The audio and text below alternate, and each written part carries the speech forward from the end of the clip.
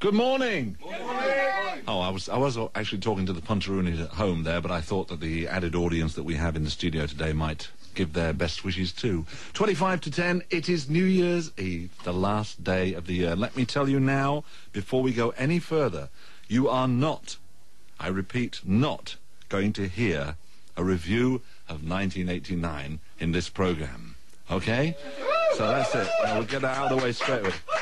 And equally, there will be no whooping like the Steve Wright show in here either. This is Sunday. Can we try that again, but without the whoops? Can we just a nice... Okay, that's cool. We are here today to bring you the usual batch of good music. What we have not got is the snooker.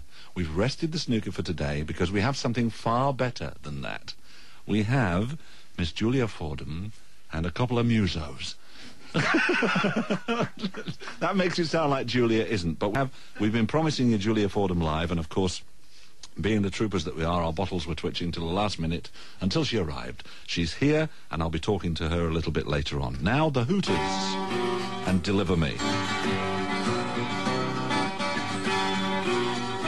Now, we do have Julia Fordham and, as I said before, a couple of fine, upstanding young musicians. And before I even speak to the lady, I'm going to let you hear a sample of what she does for a living.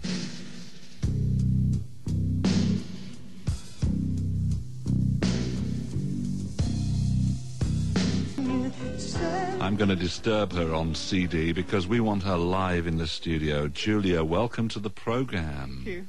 Are you all right? Well, I'm very well. I'm quite excited because it's like going into the 90s, which I'm really looking forward to. And as you said, I have my lovely young assistant musos with me today. They are wonderful. Do you want to introduce them to us all? I do. If only, in fact, you could see what these people look like at home, but I'll have to describe them. On my immediate left, the delightfully gifted Miles Bold, who's going to play He's actually going to make the tea. He's going to make the tea. He is. You're quite right. But not because he's got a kettle in front of him, and he, you know... It's a tea urn, actually, an African tea urn, and other people call it an udu, but Miles will now give us a small demonstration. It's incredible what you can do with a kettle these days. Yes. And Dominic Miller is a wonderful guitarist, and he'll now give you a small burst of his nylon strung thing. He's actually, yeah, we're going to go a long way today. He is actually a rock and roll hooligan. Oh, really? And he plays with all sorts of very noisy people, like King Swamp, and he's about to go off with Chrissy Hind. And this suggests, Julia, that you pull in people every now and then. You pull in different people from different bands for your needs of the moment. Would that be an assessment? Well, not necessarily. I mean, I have a sort of very small nucleus. I mean, Miles is the only person I managed to sort of pull. No, I don't mean that at all. You know what I mean. I mean, Miles is sort of like a key member. Yeah. And, you know, Dominic, we keep trying to make him a key member, but he will insist on going off with other people. And I do have a wonderful arranger and pianist who I work with, who's been involved on both albums. And we couldn't get the piano up the stairs. We couldn't get the piano up the stairs, Yes, so we thought, heck. And also he lives on the Isle of Wight, and his name's Grant Mitchell. So basically today, when you start to perform your music for us, we'll be hearing it on two guitars. It's a nylon-strung guitar and a metal. Well, it's sort of a semi-acoustic, which is what I use. I mean, because I'm not really very good at the electric guitar. In fact, I'm probably not that good at the guitar at all. We shall find out shortly. As you'll soon find out. Well, this actually sounds quite impressive, but I don't want to deceive you. You are still fairly new on the scene. You haven't really been around for that long, have you? No, I mean, this is only my second year. I mean, as a solo artist. I mean, I've actually been around for about 1,000 years as a sort of, you know, support. Well, I'm not going to embarrass you now that you're in front of me by saying that, you know, talking about your voice, because I've said on many occasions how individual I think it is. Thank you. And that's the reason that you're in the studio live, because we don't often have people in the studio live. But having said that, when was the point from you that you suddenly thought the little idea sprung into your head, hang on a minute, I could do this on my own as opposed to doing backing vocals for other people? Well, I actually had the idea very clearly when I was 12, and that may sound... What, 2 years ago? Yes, I know. It's funny, isn't it? Horribly precocious. But I really did. The minute I sort of got a guitar and started writing songs and being truly revolting, as I run downstairs, go, Mum, listen to this. And they go, oh, God, child, you know, when will she ever snap out of it? And, of course, I never did. And that was always my vision. And I just sort of, like, got not lost along the way. I mean, you just sort of like, you have to build a foundation to sort of support yourself. In other words, it's a parallel to when people come to me and say, I'd like to become a disc jockey, how do I do it? And I say, well, it would probably be a good idea to maybe work in hospital radio or something. Yeah, you do your Get the hospital radio. experience first and then go out on your own. Exactly. Okay. All right, well, we can talk throughout the programme about all your wishes and hopes for 1990, but really what we've got you here for is the music. And look, I don't want you to feel that we're putting upon you, but look.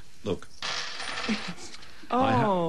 I've got the wages ready. God, boys, I know. 7.5 and a cup of tea. Yeah, and the tea as well. Tell me what you're going to perform first. Okay, well, this is sort of, because this is real showbiz live music here. We're going to do Lock and Key, which is actually the first single from the album, which I think sold 3 copies. That was my mum and dad, my auntie Maureen, and 4. Your wife, actually, Dominic, wasn't it? I bought And you one. bought 4. Marvellous. Yeah. But, I mean, I am what they call like a CD artist, and and I have to... Very CD. Yes, very pseudo. Yes. Yes, very pseudo.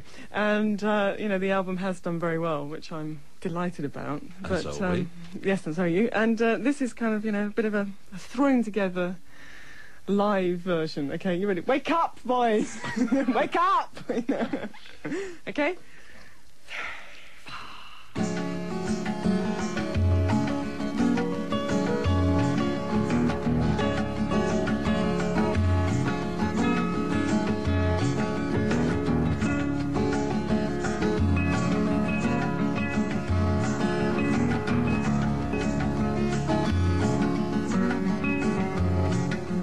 There's comfort and pleasure and pain, and I'm wondering if I'll see you again. No tangled emotions dragging us down, and the texture of your voice, the sweetest sound. I'm gonna wrap you up and take you home with me.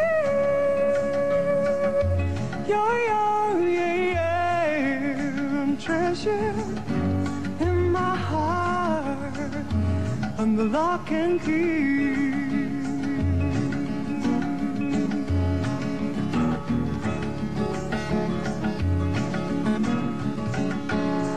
When there's nothing to hold you or holding you back, no chains of attachment, only basic facts.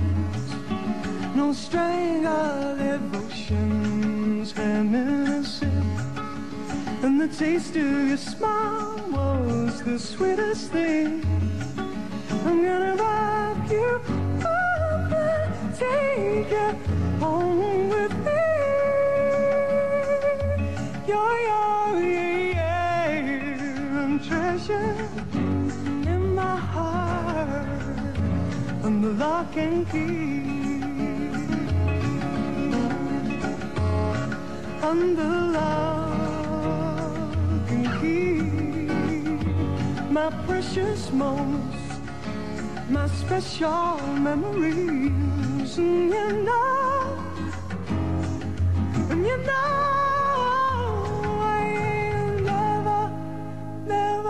ain't never gonna let them go.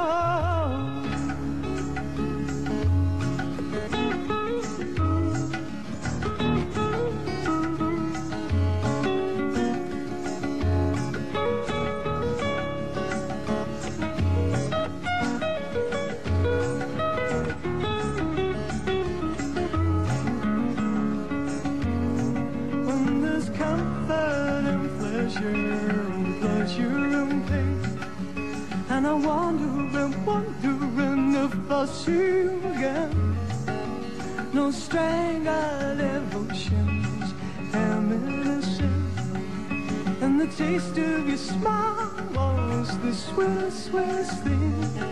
I'm gonna wrap you up and take you home with me.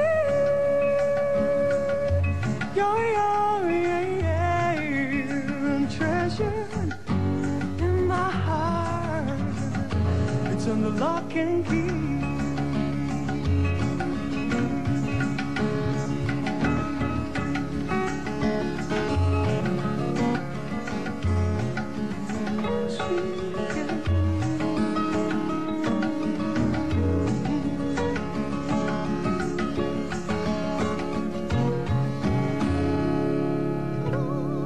Oh, wonderful. Yay, yay, yay. Lovely. I just suddenly thought during the course of that first and excellent live performance of Lock and Key, what would have happened if we'd have invited some rap group to come in here and perform live? Hey, man, have you got my synthesizer? I left it in the front pocket of my car. Yes, nice to hear live music. That's what it's all about. More from Julia, Dominic and Miles a little later on.